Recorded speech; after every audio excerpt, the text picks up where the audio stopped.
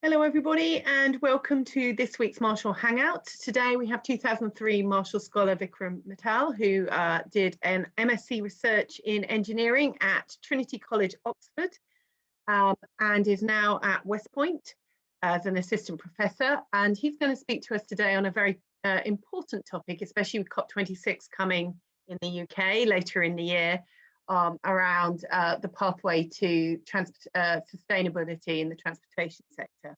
So I will hand over to Vikram. Hey, thank you, Mary. Hey, I'm gonna share my slide deck. So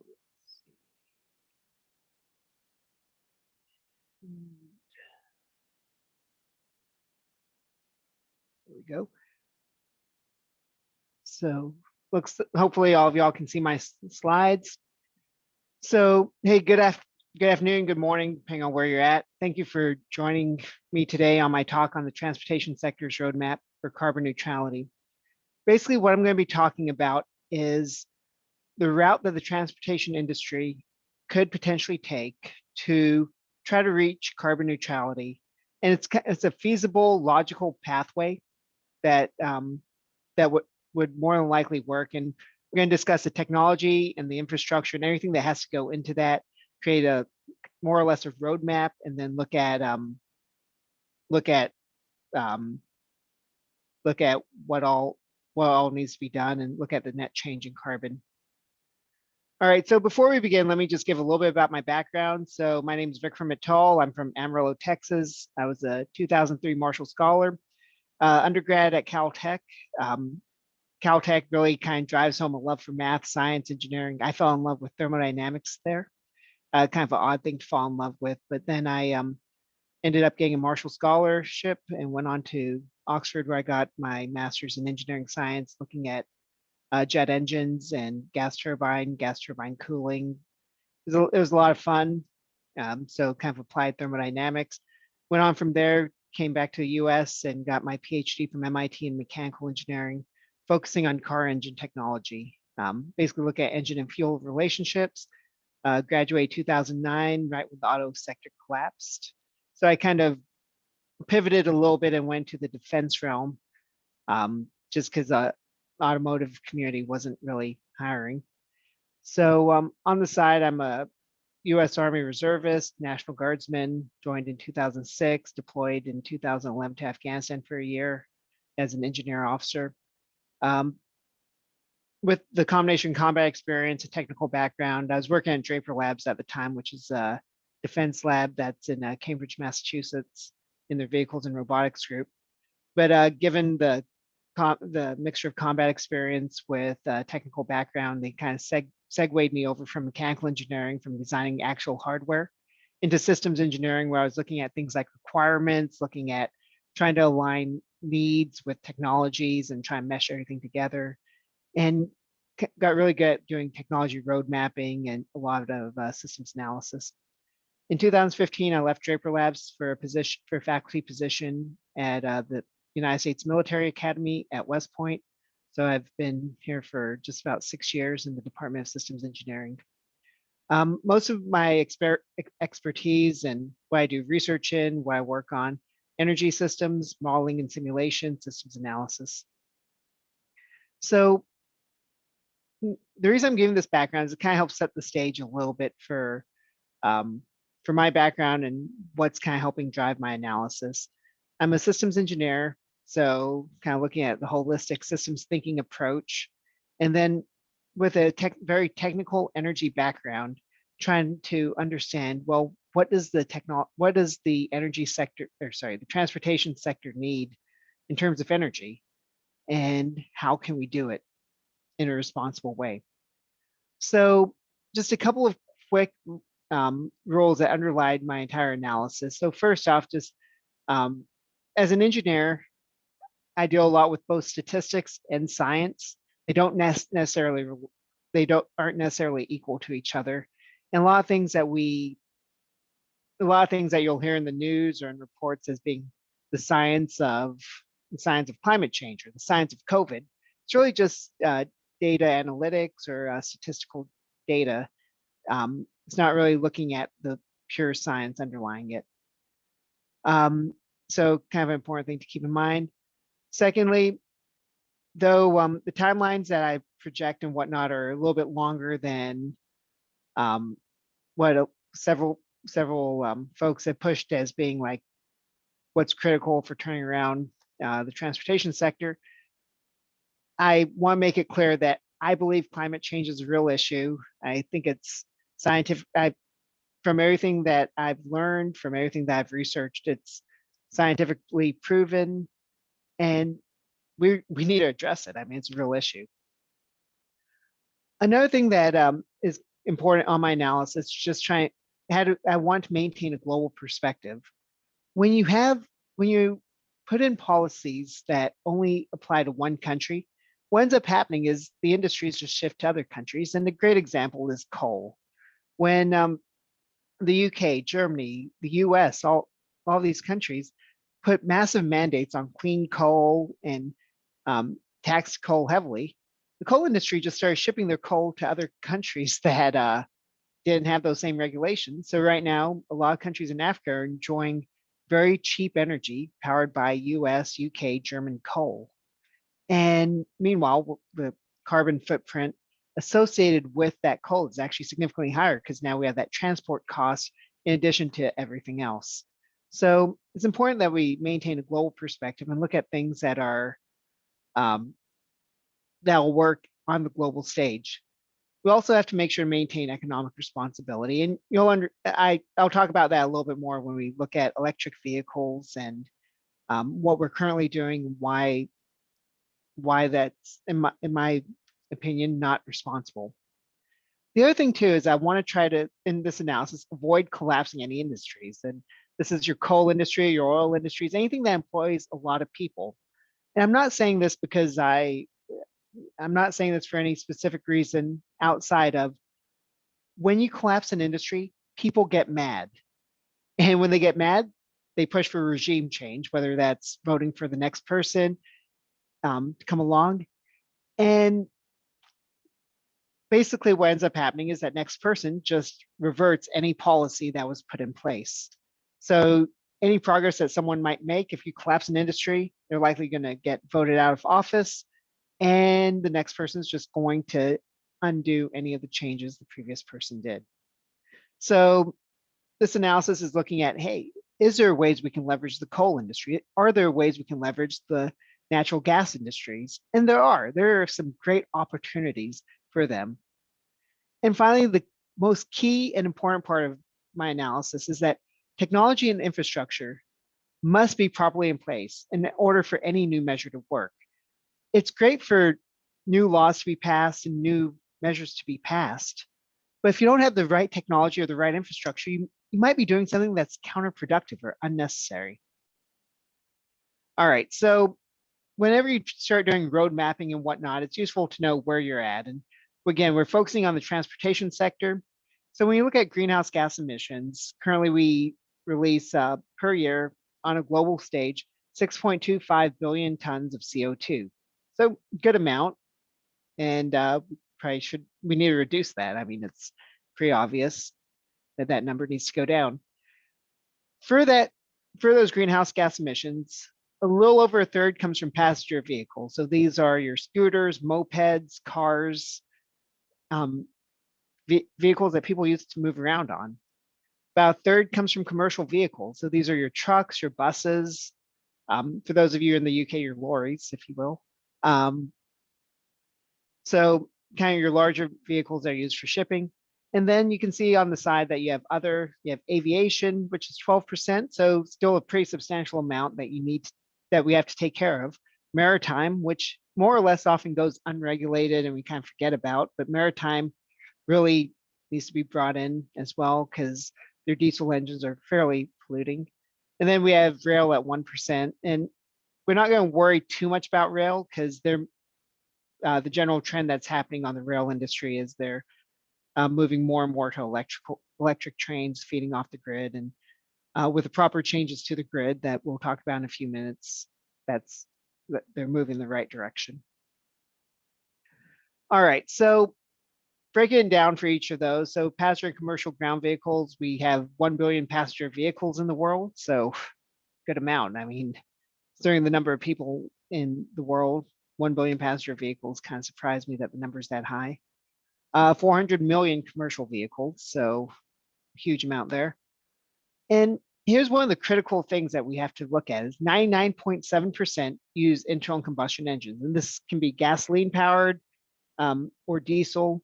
Some of these are hybrid powertrains, but more or less you have that internal combustion engine burning what comes out to be 100 million barrels of oil per day. We're starting to see increases in electric vehicle sales, and it's similar to the trends that we saw in hybrid vehicles decades ago. And while they're doing well, they're more or less a niche market. And I'll talk about that in a few minutes when we talk about the limitations of lithium ion and why the electric vehicle market needs some adjustment in order to continue to grow. Meanwhile, for aircraft, we have 25,000 commercial aircraft, all using gas turbine engines, which burn kerosene, which is similar to diesel fuel. 56,000 freighters using diesel engines. And trains, like I said, are pretty efficient, just the mechanisms, how they work, the friction along the rail lines. And then also, right now, 30% of them have already moved to electric. And the general trend that we're seeing is that as trains get decommissioned, as they live out their life cycle, they're being replaced with electric trains just because they're cheaper from a life cycle standpoint. So let's talk about changes and initiatives. The first is just in general, for about the last 30 years, we've had changes in the CAFE requirements in the US. And the corporate average fuel economy, CAFE, sets what the average fuel consumption needs to be for a given company, for a given company's line of cars. It's currently set to being, as of 2020, is 36.5 to 48.7 miles per gallon for passenger cars, and for light trucks is 25.3 to 39.1 miles per gallon. So pretty substantial considering my car in high school got me probably about 20 miles per gallon on a good day, and it was considered fuel efficient. By 2025, these values are going to go up by almost 50%. We see similar standards in most developed countries in the world. We're also seeing that several countries, the US, Brazil, Germany, an increased use in biofuel. The US, we use corn-based ethanol. Brazil is using sugarcane. Germany is using a combination of soybeans and I'm having a small mental lapse on the other raw material feedstock that Germany uses, but they are moving towards biofuels, especially biodiesels. There's a pretty heavy subsidizing of electric cars, especially in the US, China, and India. The US and China in particular account for approximately 95% of electric car sales currently. One of the big things, and Mary mentioned this a few minutes ago, is a lot of countries are starting to ban internal combustion engines in new cars. So this includes Norway, Belgium, the Netherlands, Canada, Sweden, Denmark, the UK, France, and Spain. Also, other countries are kind of further out and looking at the potential for doing that. That includes India. Also, the state of California is evaluating banning internal combustion engines. Several countries are also pushing for hydrogen fuel cell vehicles, trying to grow a hydrogen economy. And hydrogen has a lot of benefits to it. Namely, it has no carbon output. It just has water as an output. You can make it from water and it releases water. So it's almost like a battery, just because it's storing the energy. Meanwhile, so the ground vehicles and everything is much more apparent, like the changes that are happening there. What's less apparent are the changes in aircraft and watercraft. And part of this is just the airline industry and the maritime industries don't necessarily want this to be terribly visible, but they are shifting and they're trying to cut their carbon footprint from their 2005 levels, try and cut it by 50% by 2050. So pretty substantial.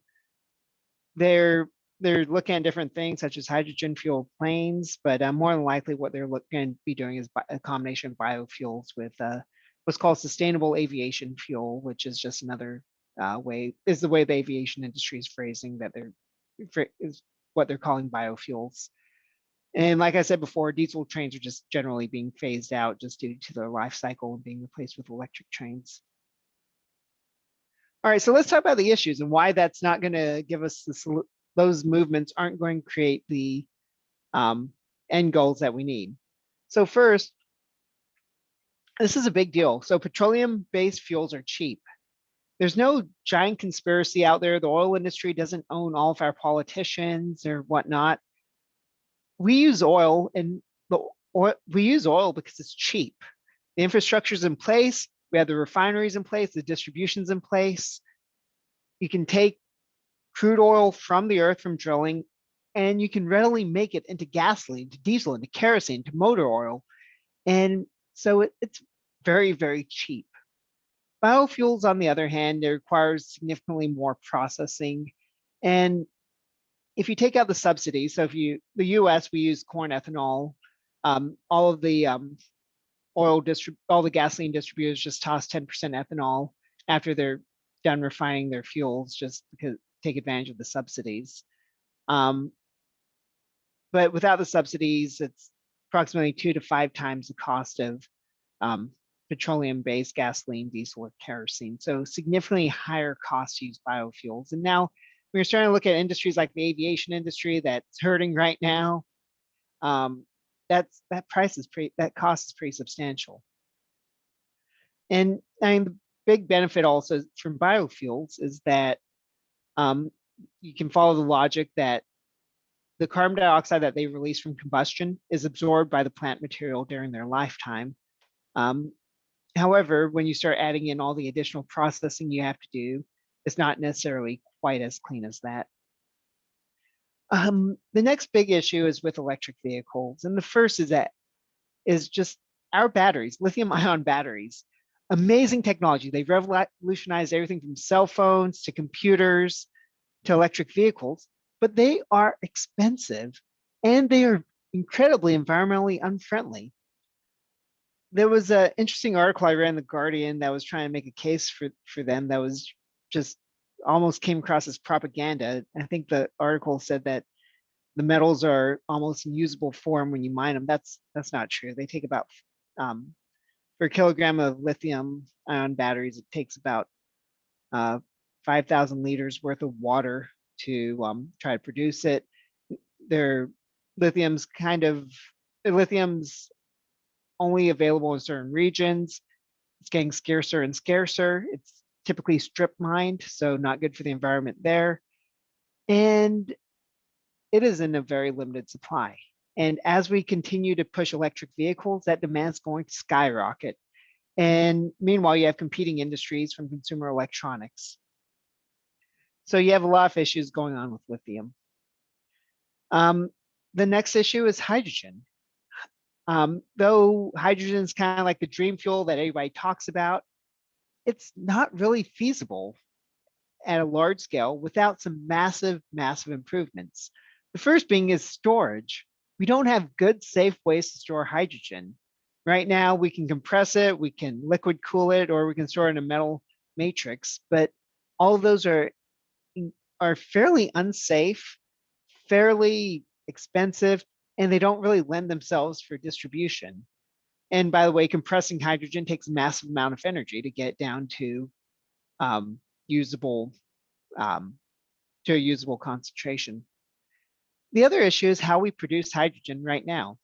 It's great, like whenever you read about hydrogen, they always talk about how it can be produced from the electrolysis of water. And that's absolutely true. The problem being is that it's more efficient just to partially combust methane right now. So you take methane is CH4, it's natural gas. CH4, you do partial combustion, it turns into carbon monoxide and hydrogen. You extract out the hydrogen, then you do what's called the water oxidation process, and you can convert the carbon monoxide over to CO2 and extract out a little more hydrogen with it. And That's how we get our current hydrogen, and that has a massive carbon footprint tied to it. Finally, the lack of infrastructure is perhaps one of the biggest deals with the current initiatives. So with approximately 30% of our energy, a little more than 30% of our grid energy is coming from renewable sources. We're effectively just moving emissions from the tailpipes of cars to power plants. And that's great if we were doing things like carbon capture or whatnot, but we're not. So we're effectively just moving it from one location to another. One of the best classes I ever took when I was at MIT was taught by a guy named John Deutsch. He had formerly been head of the CIA. He was just an energy expert, just an amazing, amazing person. And I remember he was explaining to us a movie had come out a couple of years before about who killed the electric car.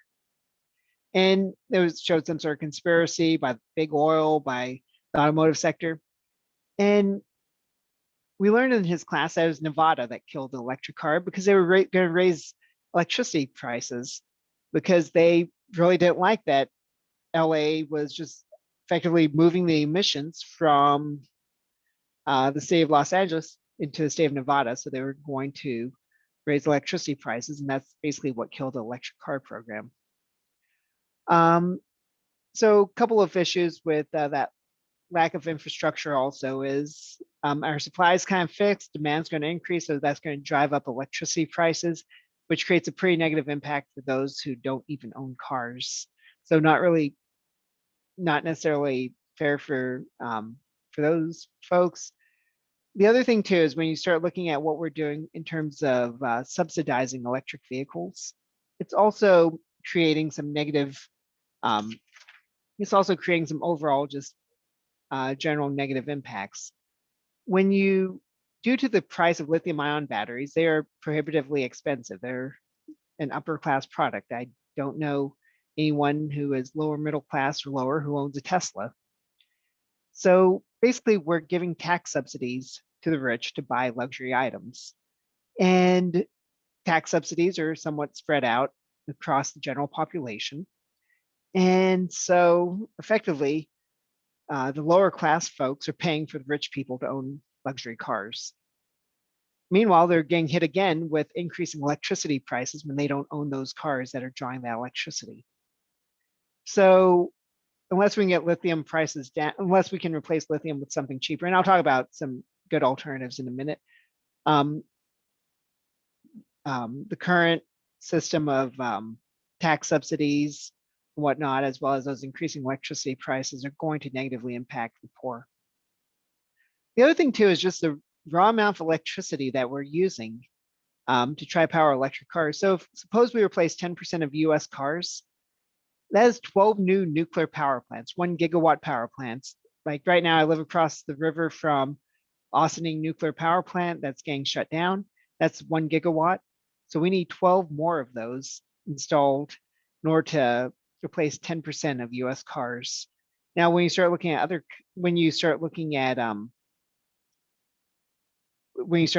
larger scale replacements, that is pretty substantial. I mean, yes, the UK might have less cars than the US. However, their rapid phase out is going to require massive infrastructure changes just to try to keep up with that. And yeah, you can do things with solar, you can do things with wind, and that's great and everything, but you also have to take into account reliability and creating energy backup solutions as well in those cases. All right, so given that information and whatnot, and given the state of different technologies and different technologies that are out there, I created what seems to be a generally agreed upon eventually end state for where, sorry, one second. Swallowed my water incorrectly. So an eventual end state where each of these sectors would likely be at. So we can see that lower end automobiles are more likely going to be, we're going to get rid of gasoline diesel. We have to. I mean, A likely candidate would be magnesium ion batteries. They're electric vehicles powered by magnesium ion batteries. Magnesium is 8 times more abundant on the crust of the earth than lithium. It's spread out. And the other thing too is there's a lot more better durability, and it's just generally cheaper than lithium. So for lower end automobiles will likely be powered by magnesium ion batteries. High end automobiles, they'll probably stick with lithium ion batteries, but a more durable version, such as a solid state electrolyte lithium ion battery. Long range commercial vehicles, I mean, batteries naturally are going to have their duration limits. You can increase energy capacity and whatnot, and there's things you can do, but in the end, long range commercial vehicles don't have the volume and can't really take the massive weight penalty taken from large numbers of batteries. So they're likely going to be hydrogen powered. And hydrogen's great. I mean, you can use it to drive a fuel cell, very efficient. We just have to figure out good ways to contain, produce, and distribute it. Watercraft, personal watercraft, that'll just be magnesium ion batteries. Commercial watercraft, more likely they'll switch from diesel fuels into hydrogen, or perhaps they'll follow the aircraft lead and looking at switching from jet fuel into biofuel or synfuel. Synfuel being synthetic fuel. Trains, of course, like we said, are going to transition eventually all the way to electric. Since electric vehicles, since automobiles are going to be primarily electric and drawing power from the grid, we have to look at how the grid has to change then too, because there's going to be a large interconnection between the grid and the transportation industry. Right now, it's a combination of coal, natural gas, nuclear, renewables. So eventually, end state, nuclear and renewables, probably more on the renewable side than nuclear. But going in that direction towards renewables. In the meantime, what they should implement, because that's kind of a long-term change to move the entire global power grid over to renewables. The key technology is going to be carbon capture and implementing that into our coal and natural gas facilities to capture the to capture the carbon dioxide and contain it. The other thing too is hydrogen source. Where are we going to get that hydrogen for watercraft as well as commercial vehicles? Well, right now we use natural gas, we use methane, but eventually we're going to move to using electrolysis. We'll run an electric current through water, breaks up the water into hydrogen and oxygen, and you have your hydrogen. And the electricity will come from the grid, so a renewable source. Now, once we transition over to renewable energy. All right, so all of this is based on a number of very large technical advancements. The first, we have to have better battery technology. Our current state of lithium-ion batteries, they might have revolutionized batteries, they might have revolutionized a lot of industries, but they won't work for a large-scale electric vehicle rollout. And going forward, as you start trying to replace more and more vehicles by electric vehicles, and you look at what consumers want, you can't really have or standard lithium-ion batteries won't meet those requirements. So just advanced versions of that. One very promising one is solid-state lithium-ion. It's where you have a solid electrolyte. It's making a lot of progress. There's a lot of mid-range TRL technologies out there. And these are very, very durable batteries. Then you have magnesium ion, which I've talked about before, again, using magnesium instead of lithium.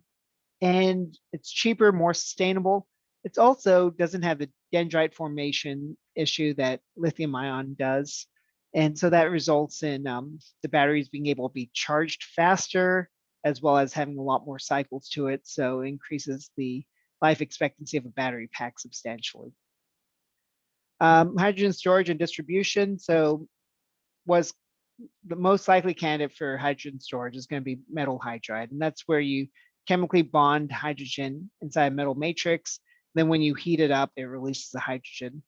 One of the most likely candidates, and the Department of Energy has sunk a lot of money to try to get this up and running and commercialized, is what's called Elaine, which is aluminum hydroxide. And basically you have an aluminum oxide matrix and you have hydrogen bonded in there. When you heat it up, it releases the hydrogen. It was originally developed as rocket fuel, but it works really well as a commercially feasible way of storing hydrogen. We just haven't figured out how to mass produce it safely. Distribution and production. So more than likely it'll be produced and distributed, or it'll be produced through electrolysis on site where it's being distributed and provided into the vehicle. Additionally, as we move into metal hydride storage, you'll probably, what you can do with metal hydrides is you can just do hot swaps where you take out your existing hydride matrix and put in a new one. It's pretty fast and easy switch over. Allows you to refuel your vehicle much faster than recharging a battery pack.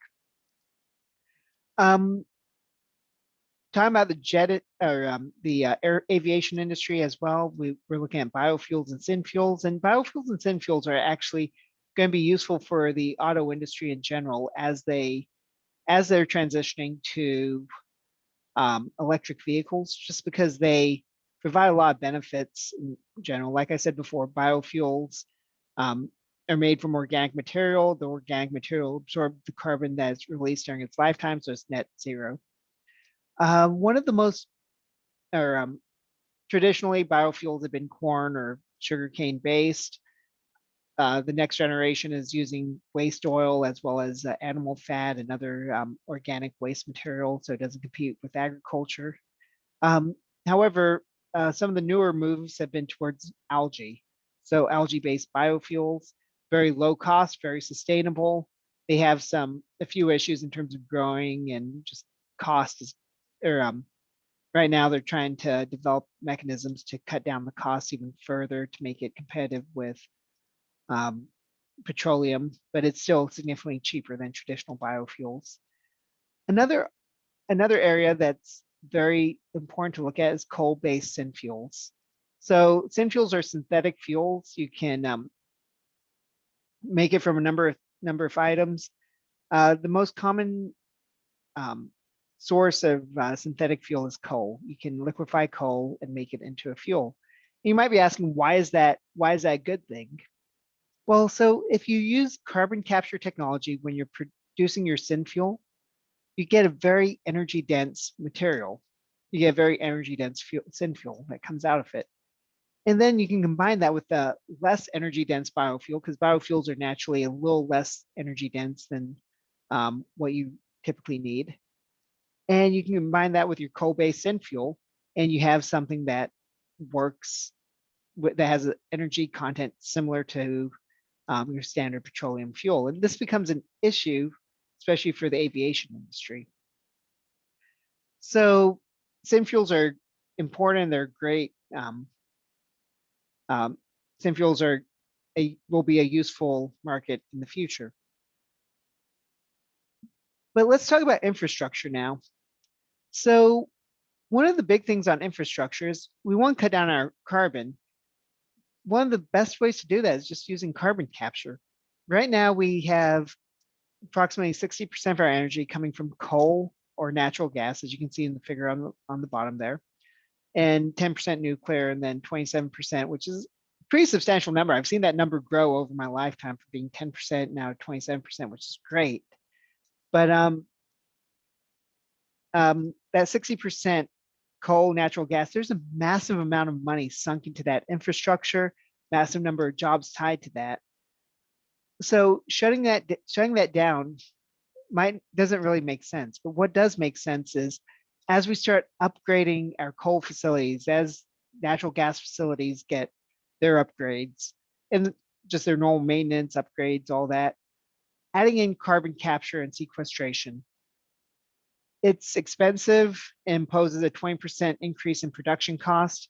However, if we have some help, like if governments help fund that to cover the initial costs, and then if we aren't subsidizing other renewable sources that are equally as carbon friendly, it would be a comparable cost. Right now, carbon capture and sequestration is prohibitively expensive because of a lot of renewable energies, which are, especially wind and solar, competing with it, that are somewhat subsidized. Meanwhile, you'll see an increase in, as we do carbon capture and sequestration. That's kind of a band-aid solution because we're eventually going to phase out coal and natural gas. We should. We're not collapsing the industry. It's going to be a general phase out over a long period of time, over somewhere around 40 to 50 years. So with that, as we start looking at our renewables and what we're going to be shifting to, solar technology is continuing to improve in efficiency. Some of the new lab-based data showing cells that are getting 43% efficient, which is ridiculously high. It's amazing. Like when I was a Marshall Scholar and everything, we were learning that solar panels were somewhere around in production are around 2% efficient, in a lab are maybe 5 to 10% efficient. So in a lab showing 43% efficiency is crazy. A lot of the ones that we have out there right now, some of the silicon with gallium mixed into it, is getting somewhere around 23% efficient, which is great. You can see from the chart on the bottom that wind power is slowly increasing. There hasn't been a dramatic change in our wind power technology, whatnot. We're just slowly growing that, and it's going to continue to play a larger role. Solar, as the technology continues to get more and more efficient and we start developing cheaper materials, we'll see solar take off pretty substantially. The other big renewable energy is hydroelectric, and hydroelectric is a tricky one because damming up a river provides a substantial amount of energy, huge, and it's cheap and it's great, everything, but it creates downstream effects, literally. Downstream of the river that you dam up, you now have agricultural issues, you now have environmental issues that you have to try to plan for, and it just becomes a messy situation trying to find what rivers you can dam up while minimizing those impacts. So hydroelectric is going to continue to grow, but it does have its challenges. So it won't take up as large of a sector. It won't take up as large of a proportion as we'd expect. So when we actually start road mapping everything out, you can see on the bottom of this chart, or at the top, you can see the timeline going from 2020, so today, out to 2070. And you can see the technology advances, what's being developed when things reach technology maturity. And so biofuels and synfuels are going to continue to get better until about 2030. And then they'll be good enough that a sort of improvement on them is going to be on the margins. It's going to be small improvements. Lithium ion is solid state lithium ion, all that's going to be pretty mature by 2028, somewhere around there is most predictions. Magnesium ion 2035. Hydrogen storage, most folks in the DOE are saying somewhere around 2037, 2038, somewhere around there. We should have a lane commercialized and figured out. Meanwhile, so the technology commercialization, that's fast. That can be fast. But what's going to be longer is the grid and infrastructure sector changes necessary to support these transportation changes. As we start pushing out more electric vehicles, we have to have the infrastructure to support these vehicles. We have to set up hydrogen distribution. We have to continue to move away from coal and natural gas and increase renewables, while also continuing use of coal and natural gas as we're phasing them out and using carbon capture technologies. So we have a lot of infrastructure changes that have to go on. And then once everything's once we have the right technology and we can start implementing changes, that's a good time to start actually phasing out fossil fuel for electricity and start increasing and more heavily leveraging renewables. So all this equates to that top sector, the transportation sector changes. So you can see that by 2040, the aviation and marine sectors are going to be switching primarily to biofuels, and that makes sense. later on, the marine sector will likely switch to hydrogen just because once you have electrolysis figured out, or sorry, once we have the structures figured out for producing hydrogen through electrolysis, it naturally makes sense to be able to produce it at the ports using wind power, offshore wind power. And it just naturally makes sense to use hydrogen for the marine sector. So they'll switch from biofuels over to hydrogen. And we'll see a shift in, we'll see that similarly from 2035, 2060, we'll see the phase out of most passenger vehicles with electric vehicles. I mean, that's starting to happen now, but until we actually find a cheap alternative to lithium ion, it won't be mainstream. And then we'll also see large commercial vehicles replaced with hydrogen powered vehicles. And like I said before, trains will continue their upgrade. So when you work through this and going through some approximations and whatnot that correspond to this, you can see what this does into our greenhouse gas reduction. Our goal is to reach 100%, so that's completely sustainable, no carbon footprint, everything is contained. And that's possible by 2070 with the right technology and infrastructure changes. Initially, things get worse, as you'd expect, where populations are growing, we're using more electricity, and we're not necessarily getting all of that from renewables. More cars on the road. Most new cars still have internal combustion engines. Even those that don't are electric vehicles pulling power from a grid that is not renewable. So it's going to get worse. But then as we start implementing all of these changes, you can see that it just gradually starts getting better, better, and better. And it's a gradual process. But by 2070, my models are showing that we can more or less reduce greenhouse gas emissions from vehicles to being effectively zero and reach full sustainability. All right, so there might be things that you agreed with and didn't agree with in my presentation.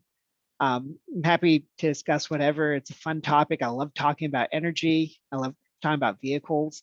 But I think all of us can agree on a few things. First, current transportation system, not sustainable. We need to fix it. The current state of technology is not good enough to radically change anything. We need better technology. We need to get it developed. And the other thing too is if we shift things in the transportation sector, it's going to cause some issues on our global infrastructure and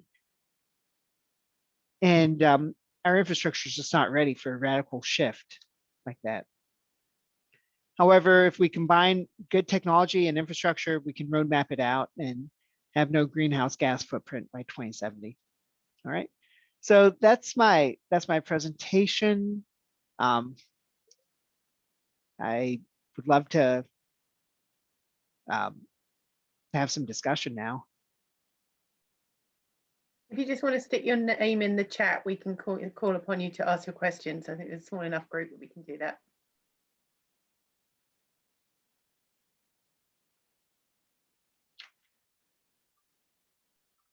Maybe I'll start. Vikram, you talked about not getting rid of, certain industries and stuff. How do you see that working? How do you how do you keep coal miners mining? I realize there's carbon recapture, but all that sort of thing. Do you have ideas about how you would move those communities towards accepting a different kind of industry? Yeah. So industries in general tend to be pretty resilient to small changes. So instead of doing a rapid, like, hey, we're shutting down coal mines, over a course of 40 some odd years, 50 years, we could gradually transition away. And so what this would do is keep the current industry and then slowly kind of take it out. So it's kind of a degradation. Well, the big thing you want to avoid is collapsing, because when you collapse an industry, that's when you have a massive number of people that are angry. It's less of an argument on what's better for those coal miners more of an argument of when you make a lot of people angry, the next president's just going to undo the policies. So the first thing is for coal in particular, implementing carbon capture, which will allow the coal industry to provide a substantial amount of energy, because we're going to need energy as we start increasing the number of electric cars, and the renewable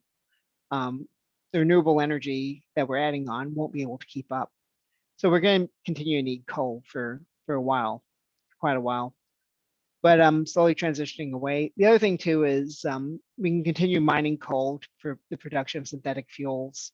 We're going to need synthetic fuels for the aviation industry.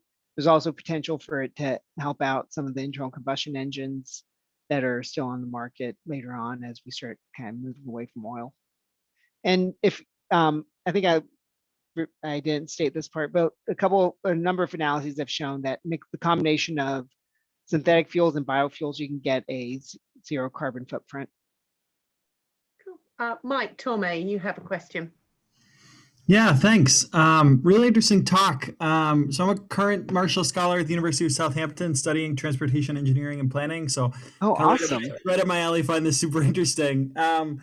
I guess my question for you is I'm wondering about kind of whether we're a little bit too interested in the technology, and specifically the context I'm thinking of is kind of electric vehicles are touted as this great solution to the climate problem, but they don't solve any of the other problems that society is facing when it comes to sedentary lifestyles or killing hundreds of thousands of people a year in road collisions or noise disturbance and all these other things. And so I'm wondering to what extent you think kind of a lot of these problems could be solved with non-technological means, like shaping behavior and rethinking our paradigms, and kind of how that relates to the technological solutions you've discussed. Yeah, that is a great question. So let me start by saying, so I'm a technologist, so I always tend to focus mostly on the technology side of the house. That being said, I mean, some of the items that you discussed, I think that technology will help on those as well. But you're absolutely right. There does need to be some degree of a paradigm shift in the way that people think, and that would definitely help things out as well. In general, with the growing numbers of the population and whatnot, I don't think that behavioral changes will help. They'll help, and they will help, but it still probably won't be enough as changing over these industries. But I do agree with what you're saying. I'm kind of thinking through my answer right now. The advice I probably should have thought through it before I started answering. The advice I give anyone who's interviewing for a marshal is always think about your response before starting to answer. Probably should have taken my own advice. But so now that I've thought through it and kind of stumbled around and got my foot caught in my mouth a couple of times. Yeah, so these technology changes need to be done in concert with other societal changes as well. Absolutely. I mean, there's a number of issues with our transportation sector. Climate change is one of the larger ones. However, there's a lot of other aspects as well. One technology that I think is going to play a major role, especially on roads, is basically autonomy. I think that vehicles are going to become more and more autonomous. When you look at Society of Automotive Engineers, they've actually pushed out different autonomy ratings or standards being put in place and all that. It's coming. And the beautiful thing with autonomy is that you can do things that'll help minimize road collisions. You can do things where you can use, I don't want to say swarm theory because it's more of a buzzword than anything else, but you can use some data analytics to try to optimize routes. You can try to avoid traffic, and there's a lot of goodness in there. Yeah, thank you very much. Mm-hmm.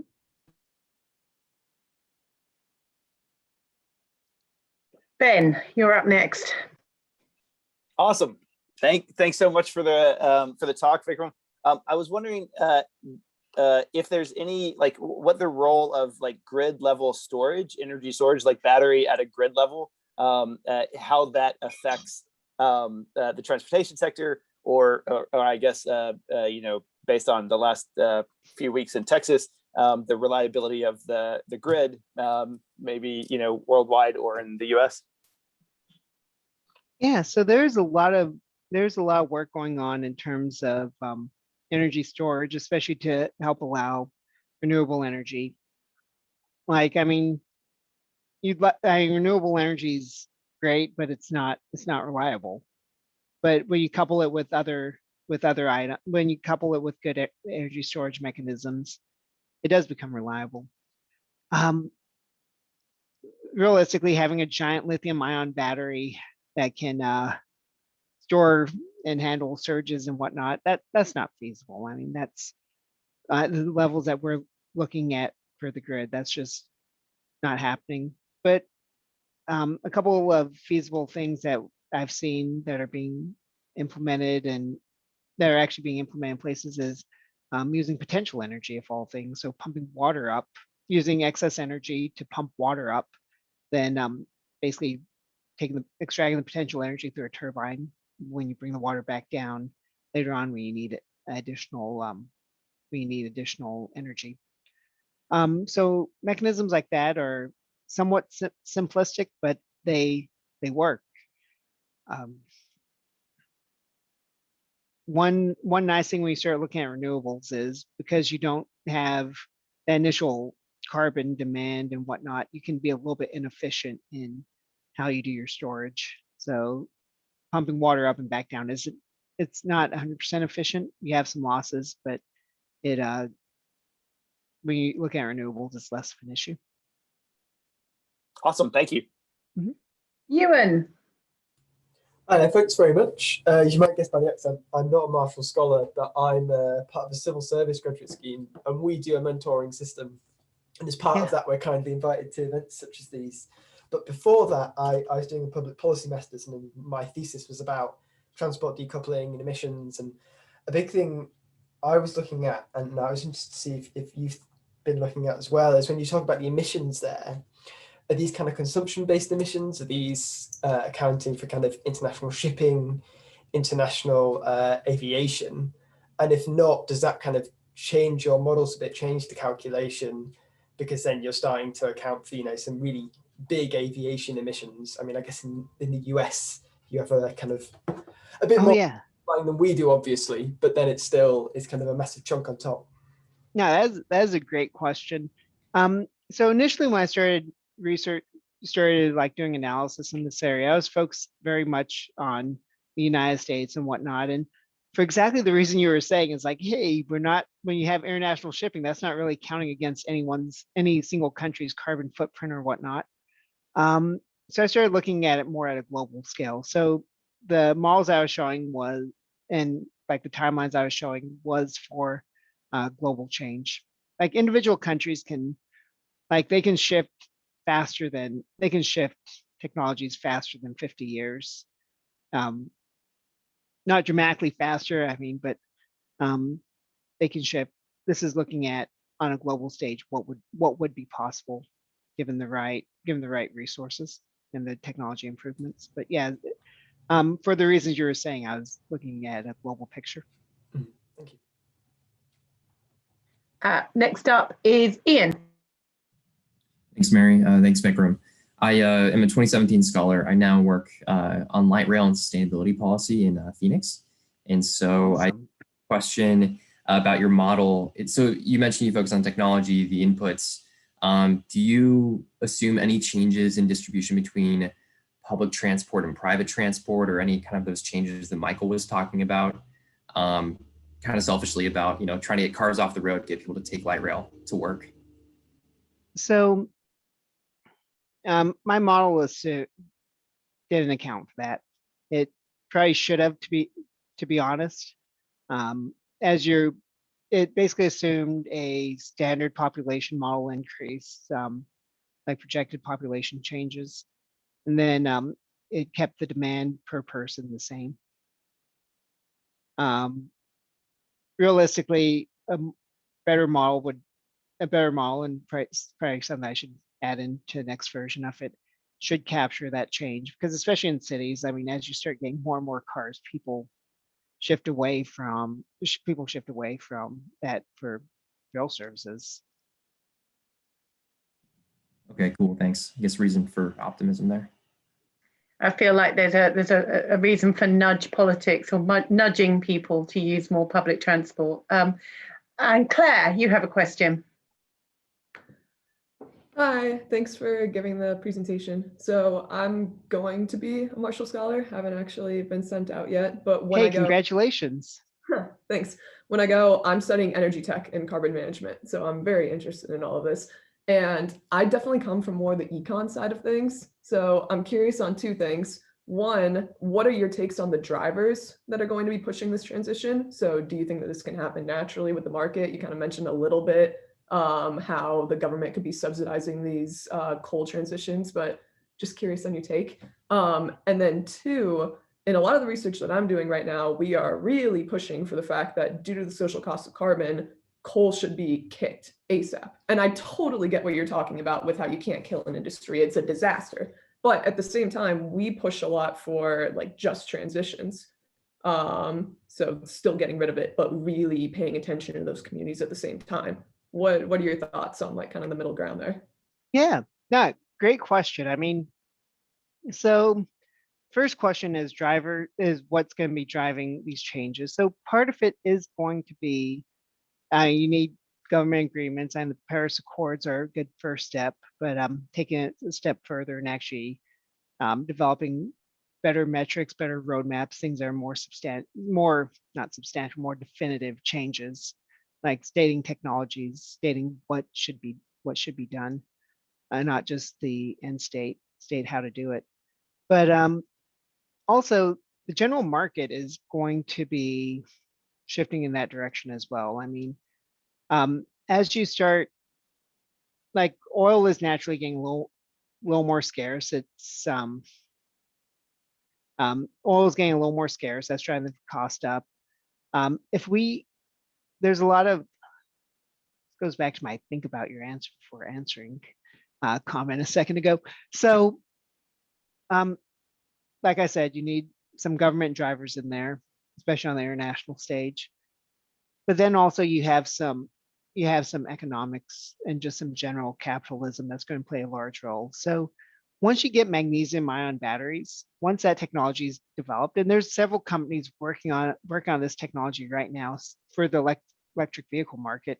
Once that's mature enough, you're going to drive down the cost for electric vehicles to a point that they are not only competitive, but more, like from a life cycle perspective, better, cheaper than commercial vehicle, better than standard internal combustion vehicles, something we don't have right now. And so naturally people will move towards that if they have a better option. The airline industry, maritime industry, most of that's just coming off the international agreements, as well as the international IATA, International Air Travel Association, has put mandates in place, so as the equivalent maritime group. So they're already targeting reductions. But as the biofuel industries again start to try to meet those needs, it's going to eventually become cheaper than oil-based fuels, in which case, why not use them? So it's a combination of both. The second question you had was about coal and doing a just transition, and that's fair. I mean, there's different ways to tackle any issue. The things I'd be hesitant about is, first off, we can't move to electric vehicles based off renewables alone. We need electricity for electric vehicles. I mean, and on the near term, and near term being 30 some odd years, renewables just won't allow for a large scale transition to electric vehicles. So you could move it to natural gas as well. I mean, you could potentially transition away from coal into natural gas as well. Natural gas has its own set of issues. It has, in my opinion, just this is just my opinion. I think the natural gas industry just does much better marketing than the coal industry. When you actually look at what's happening in their coal, it's not substantially cleaner than or natural gas isn't substantially cleaner than coal. And both of them realistically should be using carbon capture technology. Agreed. Okay, thanks for your answer. Thanks. We've got one last question from Evan. Wonderful. Thank you so much for this. As someone that doesn't come from this energy transportation sector background, it was really insightful to sort of get a sense of the lay of the land and the directions in the future. I had a question about this process of changing energy inputs for the power grid as a whole. I've heard about this issue of a duck-shaped curve, particularly with respect to inputs of solar energy as it become more efficient. You run this risk in the middle of the day of potentially having over generation. So it might create a disconnect where power plants might need to shut on or off. And I was wondering if you had any comments on that situation, and more broadly, if you think that might be an issue where, as we're transitioning, moving different focuses away from areas into others, if this issue of efficiency and inputs into the system might create problems with overgeneration as a separate issue from how sustainable they are.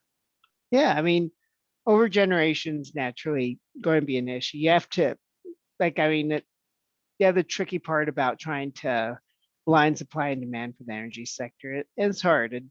And so you have a couple of ways to try to do the balancing. I mean, you can always extract out. You can always you can effectively waste heat energy, or you can waste energy. I mean, that's an option.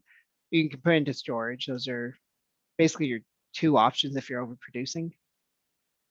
Or you can shut down, but shutdown has cost issues associated with it. With renewables, probably your best option is storage, just because of reliability.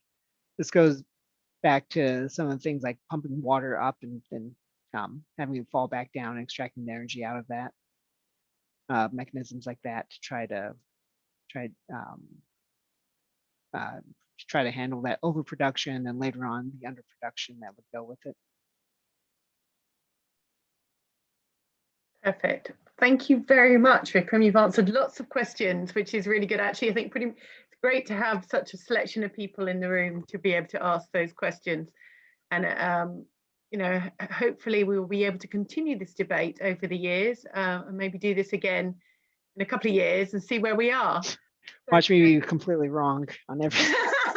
Well, you have to put things out there to find out whether you're going to be right or wrong. So, if no one is theorizing, then nothing gets done. So True. That's the way things work. So thank you very much. Thank you, Vikram. Thank you, everybody, for coming. We do have another Hangout next week. Alina Utrata, who is 20, I'm going to guess 17. I'm now on record of saying that, and may be wrong. And is now currently a Gates Scholar. So she's our first Marshall Gates Scholar. So, and she'll be speaking next week. So thank you very much. Thank you, Vikram. And thank you, everybody, for coming. Thanks very much.